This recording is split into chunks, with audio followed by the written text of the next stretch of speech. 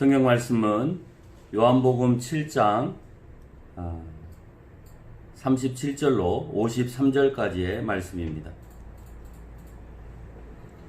명절 끝날 곧 큰 날에 예수께서 서서 외쳐 이르시되 누구든지 목마르거든 내게로 와서 마시라. 나를 믿는 자는 성경의 이름과 같이 그 배에서 생수의 강이 흘러나오리라 하시니 이는 그를 믿는 자들이 받을 성령을 가르쳐 말씀하신 것이라. 예수께서 아직 영광을 받지 아니하셨으므로 성령이 아직 그들에게 계시지 아니하시더라. 이 말씀을 들은 무리 중에 어떤 사람은 이 사람이 참으로 그 선지자라 하며 어떤 사람은 그리스도라 하며 어떤 이들은 그리스도가 어찌 갈릴리에서 나오겠느냐. 성경에 이르기를 그리스도는 다윗의 씨로 또 다윗이 살던 마을 베들레헴에서 나오리라 하지 아니하였느냐 하며 예수로 말미암아 무리 중에서 쟁론이 되니 그 중에는 그를 잡고자 하는 자들도 있으나 손을 대는 자가 없었더라. 아랫사람들이 대제사장과 바리새인들로 오니 그들이 묻되 어찌하여 잡아오지 아니하였느냐. 아랫사람이 대답하여 그 사람이 말하는 것처럼 말한 사람은 이때까지 없었나이다 하니 바리새인들이 대답하되 너희도 미혹되었느냐. 당국자들이나 바리새인들 중에 그를 믿는 자가 있느냐. 율법을 알지 못하는 이 무리는 저주를 받은 자로다. 그 중에 한 사람 곧 전에 예수께 왔던 디모데가 그들에게 말하되 우리 율법은 사람의 말을 듣고 그 행한 것을 알기 전에 심판하느냐. 그들이 대답하여 이르되 너도 갈릴리에서 왔느냐. 찾아보라. 갈릴리에서는 선지자가 나지 못하느니라 하였더라. 다 각각 집으로 돌아가고 예수는 감람산으로 가시니라. 오늘 본문은 생수의 강의 비밀이라는 제목으로 여러분하고 말씀을 나누고자 합니다. 어떤 모습이라든지 여러분 주변에 퍼덕퍼덕 끝이 없는 사람이 있죠. 여러 가지를 얘기할 수 있겠지만 때로는 자기의 물질을 계속해서 퍼서 내주는 사람이 있는가 하면 또 자기의 시간을 퍼서 내주는 사람들도 있고 또 자기의 어떤 노력이나 시간들을 퍼서 다른 사람에게 나누어주는 사람들도 있습니다. 저도 학창시절 대학교 생활까지 지금까지도 한 번도 내가 가져본 적은 없습니다만은 내 주변에 있는 사람들은 저를 볼 때마다 항상 있어 보인다 이런 말들을 합니다. 있어 보인다는 말에는 장점과 단점이 있습니다. 장점은 없어 보이지 않으니까 굳이 내가 특별히 있어 보이려고 하지 않아도 늘 그냥 있어 보이게끔 살아갈 수 있으니까 장점입니다. 단점은 있어 보이기 때문에 뭘 먹으러 가면 꼭 내가 사야 할 것 같은 그런 마음이어서 아직까지도 한 번도 뒷짐을 지고 있어 본 적이 없었던 것 같아요. 그래서 항상 나를 만나면 당연히 밥 한 끼 정도는 또 차 한 잔 정도는 얻어먹을 수 있는 사람이라고 그렇게 생각을 하는 것 같습니다. 그런데 더 기분 좋은 소리가 있습니다. 그것은 대화를 하다 보면 나로 인해서 마음에 열정이 생겼다든지 아니면 참 그 소리가 듣기 좋았다든지 하는 그런 말을 들을 때 굉장히 기분이 좋습니다. 여러분은 무엇이 여러분에게 차고 넘칩니까? 무엇이 부족할 때 여러분을 찾아가면 여러분은 그 상대방에게 채워주실 거예요? 상대의 부족을 채울 수 있는 그런 능력을 소유한 사람, 그런 사람이 저와 여러분이 되시기를 바랍니다. 사실 나는 있어 보이는 거나 머리에 든 것보다 더 가지고 싶은 게 하나 있습니다. 그것은 바로 성령의 충만입니다. 그래서 나와 대화하는 모든 사람이 나와 대화를 끝내놓고 나면 늘 하고 내가 듣고 싶은 소리가 내 심령이 뜨거워졌어요 라는 말을 듣고 싶습니다. 오늘 본문은 그런 목마름에 있는 자들이 예수님께 와서 마시라 라는 말로 소두를 시작합니다. 37절은 오늘 예수님께서 와서 마시라 라고 표현하고 있습니다. 38절의 내용을 보면 예수께 나올 수 있는 자는 예수를 믿는 자다 라고 또 한정을 하고 있습니다. 목이 마른 자는 예수께로 나와야 하는데 나올 수 있는 사람은 예수를 믿어야만 나올 수가 있습니다. 다시 말해서 내가 예수께로 나오지 못한다라고 하는 것은 아직 예수님을 믿지 못한다라는 거예요. 예수님께로 나올 수 있다는 것, 그것은 교회에 단지 나가는 것을 얘기하는 것이 아닙니다. 예수님께로 나갈 수 있다라고 하는 것은 예수님의 분부하고 가르치는 삶을 살 수 있느냐가 수반이 돼야 되는 겁니다. 물론 그런 것들을 배우는 것이 교회이기 때문에 당연히 교회도 나가야 되겠죠. 그러나 교회로 나가는 것만이 예수님께로 나아가는 것이다 라고 말할 수는 없습니다. 예수님처럼 살아가는 그 삶이 오늘 예수님께 나아가는 것입니다. 예수님처럼 산다는 것이 어렵기 때문에 내가 교회는 다닐 수 있지만 예수님께로 나아갈 수 없어서 내 믿음이 점점점 약해져 가고 있는 것입니다. 자, 그럼 그 믿는 자들은 성경에서 말한 것과 같이 생수의 강이 흘러나오는데 그걸 받는다라는 것입니다. 그럼 구약에서 성경에서 얘기하고 있으니까 그 성경은 오늘 예수님께서 말씀하신 그 시대의 성경은 신약 성경은 아직 존재하지 않은 때입니다. 신약 성경은 예수님이 부활 승천하시고 난 다음에 제자들이 다 죽고 난 이후에 언제 가서 지금의 27권이 만들어지냐면 300년대 가야 만들어집니다. 그러니까 그 전에는 쪽복음으로만 존재하고 있었다라고 하는 거예요. 예수님 당시의 성경은 구약 성경밖에 없었습니다. 근데 그 구약 성경을 근거로 해서 오늘 예수님께서는 내가 생수의 강이 나에게서 흐른다라는 얘기를 하고 있는 거예요. 그러면 구약에 그런 내용이 어디 있는가 우리가 살펴볼 필요가 있겠죠. 출애굽기 17장을 살펴보면 느비딤에서 모세가 목말라 하고 있는 이스라엘 백성들을 향하여서 하나님께 간절히 의탁하고 하나님의 분부에 따라서 그가 이스라엘 백성들의 목전에서 그 반석 가운데 물을 내는 장면을 우리가 찾아볼 수가 있습니다. 출애굽기 17장 6절에 보면 내가 호렙산에 있는 그 반석 위 거기서 내 앞에 서리니 너는 그 반석을 치라. 그것에서 물이 나오리니 백성이 마시리라. 모세가 이스라엘 장로들의 목전에서 그대로 행하니라 라고 말씀하고 있습니다. 여러분, 예수님께서 내어주신 생수의 강과 오늘 모세가 내어준 이 물의 개념이 다를지 모르겠지만 생명을 보존하고 유지한다는 개념에서는 매우 흡사한 의미를 가지고 있을 뿐만 아니고 모세가 한 것처럼 보여지지만 실상은 여호와 하나님께서 그를 향하여 물을 내게 하신 거니까 오늘 예수님께서는 바로 내가 너희를 위하여서 물을 내어서 생명을 얻게 하였다라고 하는 것. 모세를 통하여 그런 사건이 존재한 것은 그런 나로 인하여서 그 생명을 보존케 하였다라고 하는 것을 설명해주고 있다라고 하는 겁니다. 에스겔서 47장 1절로 12절까지의 말씀을 보면 오늘 두 절만 1절과 12절 말씀만 보겠습니다. 1절의 말씀에 보면 그가 나를 데리고 성문문에 이르시니 성전의 앞면이 동쪽을 향하는데 그 문지방 밑에서 물이 나와 동쪽으로 흐르다가 성전 오른쪽 제단 남쪽으로 흘러내리더라.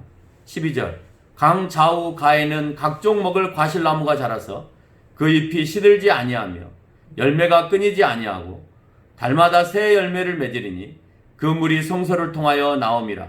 그 열매는 먹을 만하고 그 잎사귀는 약재료가 되니라 라고 얘기하면서 그때가 되면 예수 그리스도가 오실 그때가 되면 성소에서 물이 넘쳐서 이미 죽어가는 또는 주변에 다 썩어가는 그 모든 상황들을 다시 소생시키고 다시 그 나무들이 열매를 맺게 하고 그래서 그것을 먹는 모든 사람들이 다시 소생되어진다라고 하는 말씀으로 연결되어집니다.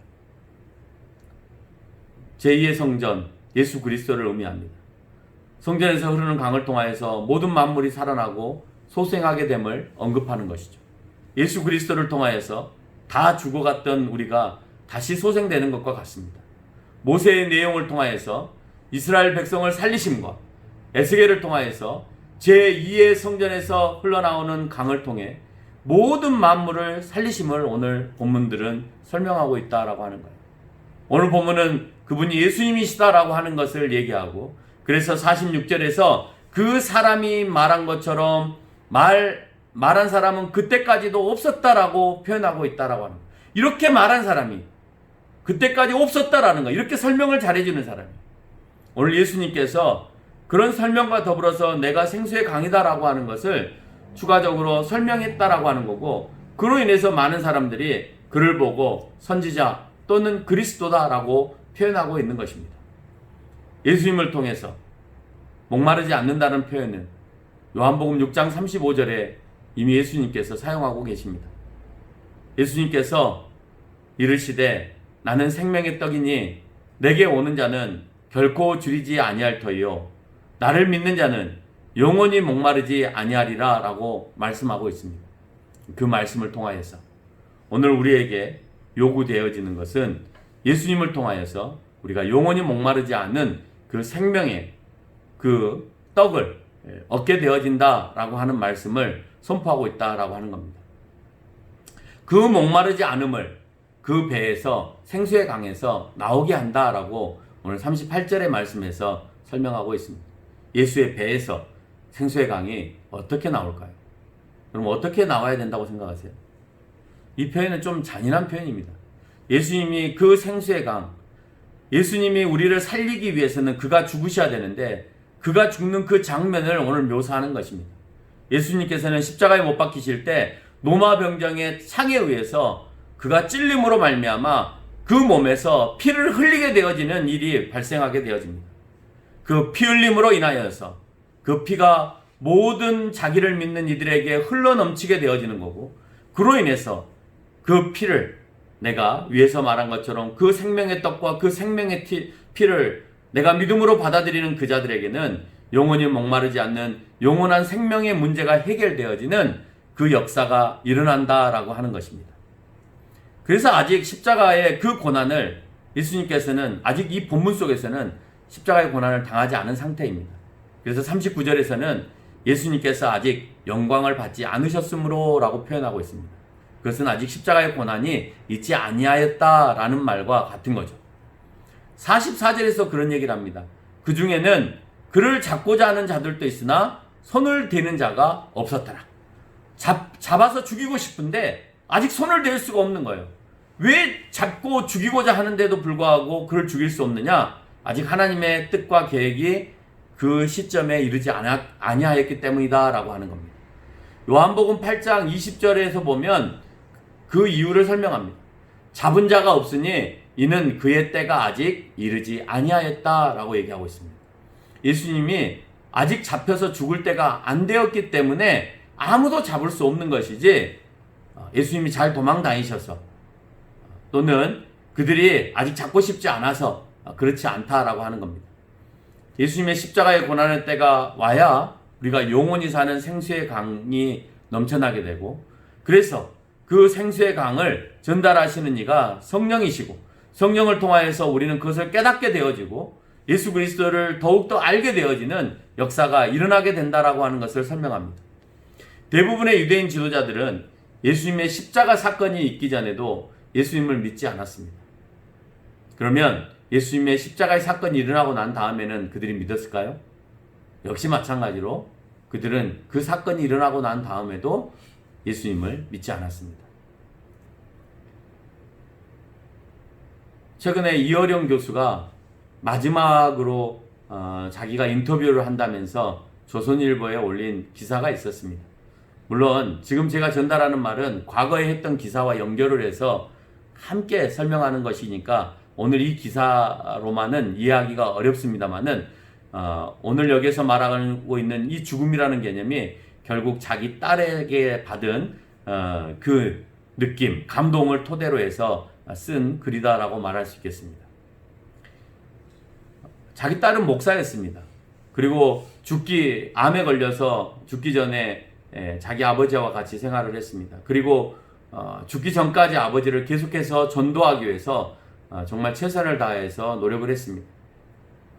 그러면서 그 딸은 계속해서 그 아픔 가운데서도 복음을 전할 때 아버지가 딸에게 묻습니다. 너는 네 몸도 성하지 못하고 힘든데 왜 이제 곧 죽으면 없어질 이 땅에서 자꾸 복음을 네가 말하는 복음과 그 성경의 말씀을 전하려고 하느냐라고 얘기하는 거예요. 내가 죽을 때까지 해야 되는 것이 그것이라는 거예요. 나는 오늘 죽어도 상관없고 내일 죽어도 상관없고 어느 때 죽어도 상관없지만 그 상관없는 이유가 내가 영원히 사는 하나님의 나라가 있기 때문에 나는 죽음으로 인해서 다시 새 생명을 얻기 때문에 내가 이 사실을 아버지에게 가르쳐 줘야 된다라고 얘기를 했다는 거예요. 그래서 이어령 교수가 뭐 복음을 그 전에 딸이 아프기 전에 아버지 교회 나가셔야 돼요, 예수님 믿으셔야 돼요 라고 할 때 그렇게 뭐 쉽게 받아들이지 않았답니다. 그리고 자기 딸이 죽고 난 이후에 다시 한번 생각해 보니까 참 종교라는 것이 이런 거구나. 참 종교는 그 죽음에 대해서 자연스럽게 받아들일 수 있어야, 그래서 새 생명이 있다는 것에 대해서 확신이 있어야, 그래서 그걸 그렇게 살아내야 그게 참 종교다. 그래서 본인도 지금 암투병에 있어서 다시는 이제 신문에 기고할 수 없는 상황이 될 거다라고 하면서 오늘 이 기사문을 쓰게 되는데, 항암 치료를 자기는 거부한답니다. 거부하는 가운데서 그 이유는 뭐냐면 나는 죽음을 자연스럽게 맞이하겠다는 거예요. 나는 종교를 통하여서 내가 생명 주심에 대해서 인정하였다는 거예요. 결국 내가 죽는 것은 죽는 것으로 끝나는 것이 아니라 내 죽음은 다시 그 종교를 통하여서 예수 그리스도를 통하여서 생명을 얻었기 때문에 나는 그것을 그냥 자연스럽게 받아들이고 다시 새로운 생명으로 내가 연결이 되어진다라고 하는 것을 설명을 하는 것입니다. 그래서 죽음을 두려워하지 말고 죽음을 그냥 당연히 받아들이고 즐겨라. 누구든지 살다 보면 마흔에 갈 수도 있고 자기 딸처럼 좀 일찍 갈 수도 있고 나처럼 살다 갈 수도 있는데, 죽음이라는 것을 누구든지 어느 나이 때든지 받아들이기가 어렵다라고 하는 것이죠. 그러나 자기가 생명을 가지고 있다라고 하는 사실을 알게 된다면 그러면 죽음은 자연스럽게 받아들일 수 있다라고 설명을 하고 있습니다. 지금은 이미 십자가의 사건이 끝났고 성령을 통해서 예수 그리스도를 믿으면 여러분에게 성령의 충만함이 있게 되고 여러분은 그 복음의 생명의 강을 또 다시 다른 이들에게 넘치게 부어줄 수밖에 없어야 되는 겁니다. 여러분 그렇게 합니까? 이미 십자가의 사건이 끝났습니다. 그래서 그 감동이 나에게 왔습니다. 성령을 통하여서 나는 예수 그리스도를 믿게 되었습니다. 그러면 여러분은 그 뜨거운 성령의 충만함의 역사가 여러분 가운데 있습니까? 있어야 되는 거죠. 그래서 또다시 그 생수의 강이 나를 통하여서 또다시 다른 사람에게 전달되어야 되는 것이 오늘 예수님께서 나에게 요구하시는 삶이다라고 하는 겁니다. 근데 그렇게 하지 못하면 그러면 과연 나에게 그 생수의 강이 차고 넘치는가 하는 것을 깨달아 알 필요가 있는 거죠. 얼마나 여러분에게 많은 사람들을 통하여서 성령이 여러분의 마음 가운데 놓고 있습니까? 예수 그리스도를 믿고 여러분이 정말 오늘 죽을지 모르는 이 육체적인 삶 가운데서 새 생명을 얻으라고 얼마나 많은 사람들이 여러분에게 말씀을 전했습니까? 그런데 내가 그걸 받아들이지 않았다. 아니요, 저는 받아들였습니다. 받아들인 사람은 당연히 다시 그 복음의 생수의 강을 다른 사람에게로 전달할 수 있어야 돼요. 흘러보낼 수 있어야 돼요. 흘러보내지 않았다면 여러분은 온전한 오늘 예수 그리스도를 믿는다라고 표현할 수가 없는 것입니다. 이 사실을 알고 예수 그리스도를 믿는데도 여러분께서 성령의 충만함이 없다면 거짓말이에요. 무엇이 잘못되어서 그리스도를 믿으면 주시겠다라고 하는 성령의 충만함이 없는지, 왜 나에게는 생명의 그 생수의 강을 전달할 능력이 없는지, 왜 나는 예수 그리스도가 생명으로 느껴지지 않는지, 예수님의 70명의 성도들이 기도하는 가운데서 그 사실을 알기 위하여 통회하며 기도함으로 그 자리에서 떠나지 않고 모여서 있을 때에 성령이 그들에게 임한 것처럼 여러분이 오늘 깨닫지 못하였다면 그 70명의 성도들처럼 정말 기도로 오늘 성령이 나에게 뭐라고 하시는지, 그 성령의 충만함이 나에게 깃들 때 내가 복음을 진짜 과연 그 70명의 성도들처럼 복음을 들고 나갈 수 있는 열정이 있는지 오늘 해봐야 한다는 것. 받아들이지 않는 것은 그때나 지금이나 마찬가지인 것 같습니다. 예수님이 그렇게 외쳐도 43절을 보니까 자기들끼리 맞네 틀리네 쟁론하였다라고 얘기하고 있습니다. 어떤 사람은 그가 그리스도요, 어떤 사람은 그가 선지자요 라고 외치지만 어떤 사람은 그가 어떻게 나사렛에서 나올 수 있느냐라는 핑계들을 치기 시작한다는 거죠. 그러면서 종교 지도자들은 47절에 너희들마저 미혹되었느냐, 유혹되어서 너희들마저 끌려가느냐 라고 표현하고 있고, 41절과 42절의 말씀을 보면 그리스도는 베들레헴에서 나오셔야 하는데 그는 갈릴리에 나왔다며 예수님이 왜 죽음의 그 고비를 넘겨가면서까지 베들레헴에서 출생해야 되는지를 모르고 그가 성장한 갈릴리 나사렛 사람에 대한 것만 기억하고 있는지를 우리가 한번 생각해 봐야 된다는 거예요.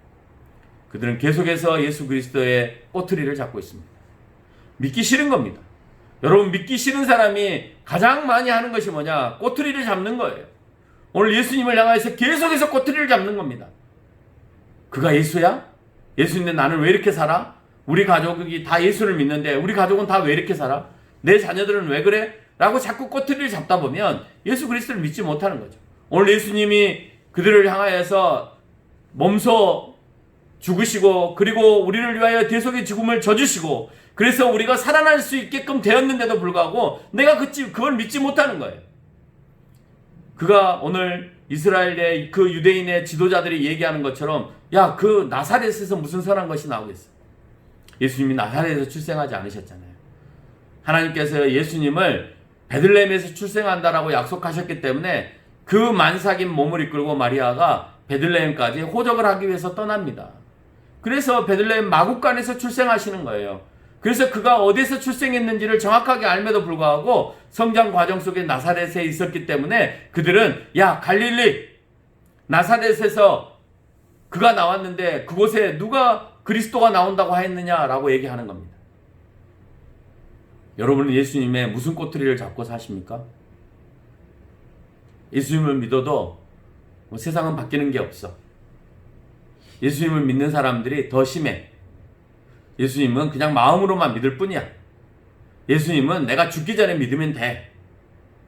라고 내가 그 꼬투리를 잡아가며 오늘 또 성령이 여러분 가운데 말씀할 때 성령이 깊이 관여하시고 노크하시고 그 문을 열어달라고 외치는데도 불구하고 내가 굳건히 닫아서 아직도 열지 않겠다라고 그렇게 얘기하고 있다면 여러분은 오늘 유대인의 지도자들과 똑같은 그런 사람이라고 말할 수 있을 겁니다.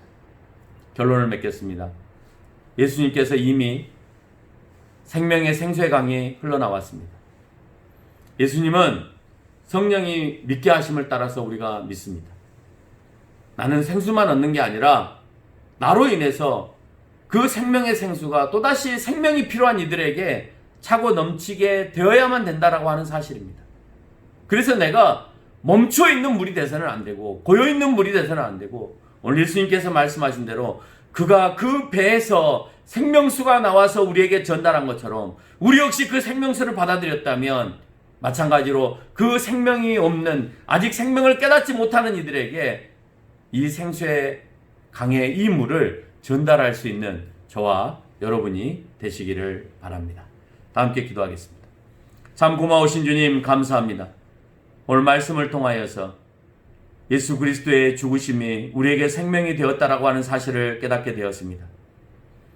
깨달음은 곧 내 삶이 바뀌어야 합니다. 생명을 얻은 사람의 삶으로 바뀌어야 합니다. 그래서 내가 생명을 나눠주는 역할들을 해야 합니다. 그게 감동이 되었으면 다시 또 다른 사람들에게 감동을 주는 일을 내가 해야 된다는 사실을 잊지 않게 하여 주시옵소서. 지금은 우리를 위해서 십자가에 못 박히신 예수 그리스도의 한없는 은혜와 독생자 예수 그리스도를 이 땅에 보내어 주신 아버지 하나님과 오늘 또 우리 안에서 말씀하시고 역사하시는 또 이 시간에 코로나로 인하여서 예배당에 가서 함께 예배드리지 못하는 전국에 있는 모든 성도들 위해 지금부터 영원토록 함께 계시기를 축원하옵나이다. 아멘.